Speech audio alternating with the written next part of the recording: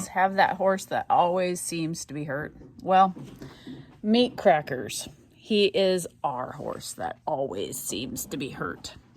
So this guy, we've had him for 8 months, and he's been like seriously hurt 4 times. He is my husband's rope horse, and or one of his rope horses, and yeah, he's always seemed to be getting into something. So this morning he came tearing in from the pasture, and he made a corner really fast, and he ended up with a partial tear of his suspensory ligament of a hind leg, and possible spiral fracture of his cannon bone. Yeah, way to do it there, Mr. Cracker. So anyways, as you can see, he's super inquisitive. He is a sweet horse, but we really don't need him to be on stall rest, and we really don't need to do more vet bills. So Crackers, if it really truly is that the best ones are the ones that are always hurt, you are going to be such a good son of a gun. Yes, you are. You will take Chris to the national finals steer roping. Yes, I think he thinks he's going to, but we'll see. If we can ever keep him healthy and keep him from having accidents. There's what Cracker did to his hind leg today. It is all bandaged up because it started to swell almost immediately, and he's actually bearing weight on it pretty good. This morning he was just toe touch weight bearing when it happened. So thankfully we have some good vets. Thank you, Dr. John Lawton. Has him on some good drugs to kill the pain, and yeah. So there's Cracker, our resident accident-prone horse. At least that's working. He's not colicking at the moment, knock on wood. But here is his leg after we pulled the sweat wrap off of it from the vet. And so this is 1 day post-injury. You can see he still has some swelling in there. So we'll get to work on him with modalities. Here is Cracker's leg after we've gotten it cleaned up with the wrap off of it. You can see the swelling there when I do that. So pretty much his injury was right through here.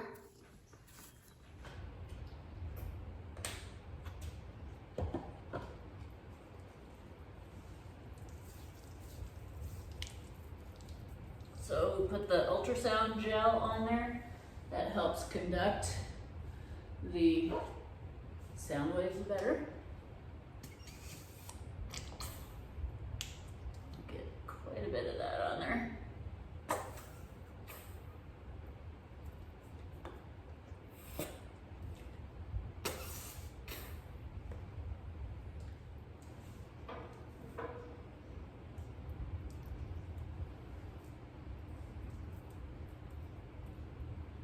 So with an ultrasound, you have to keep the sound head moving all the time, and you will want to have good contact with the skin all the time.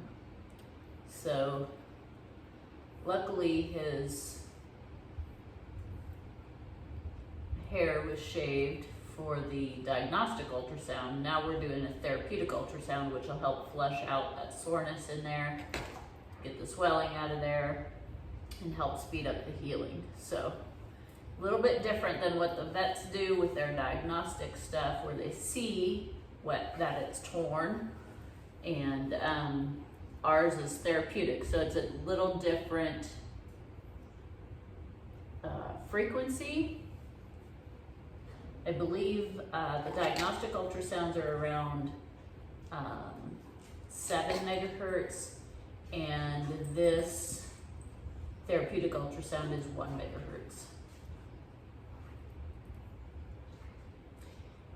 For this injury, you could also go with a 3 megahertz therapeutic ultrasound. It is fairly superficial. So, but I have an old unit and 1 megahertz is the only option that I have. Okay. Now we have an Ice Vibe boot on Cracker. He's not crazy about it,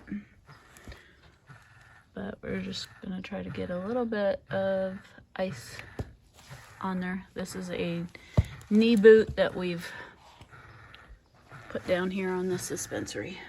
Okay, this is what I like to use on my suspensory injuries. It is a little unit like this. You can see the red light flashing means it's in contact with my skin. We're gonna put it on Cracker here in a minute. Try not to get kicked, it's always the goal. So we're gonna put our microcurrent unit on. After we have ultrasounded and iced.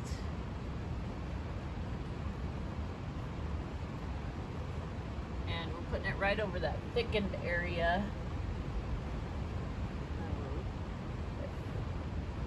You can see the red light is flashing. Hopefully you can see that. So that means that it does have contact. Come on, Cracker, you good. Hey. So, yeah, you can see that. We're gonna just come down here on his leg, press on that a little bit more so it gets good contact. All right, and we're gonna bandage it.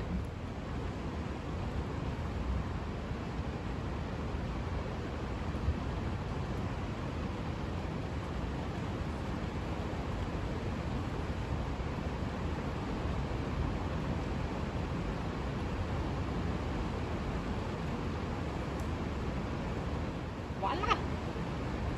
Okay, so we have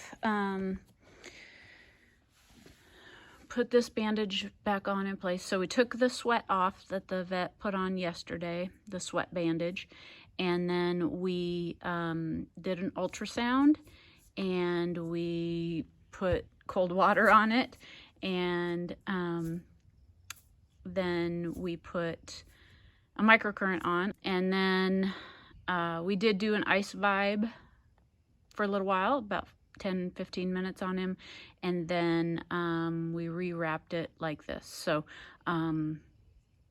this holds the microcurrent in place, and we'll be able to remove it easily and be able to provide some compression on there so that hopefully it won't swell so much. And this must feel okay because now he's putting all his weight on that foot and resting the other one. So hopefully that is feeling all right. He's like, yeah, not so much. But I'm glad to see him bearing weight on his leg. Okay, I wanted to show you guys how Cracker was walking. We're not gonna walk him a lot, but he's really doing pretty good. This is no pain meds. We finished his Banamine up last night, so he's 24 hours without any, come here. He's been 24 hours without any pain meds, so I feel like he's bearing weight well on that leg. He's honestly doing really, really pretty good. So I'm pleased with his progress so far.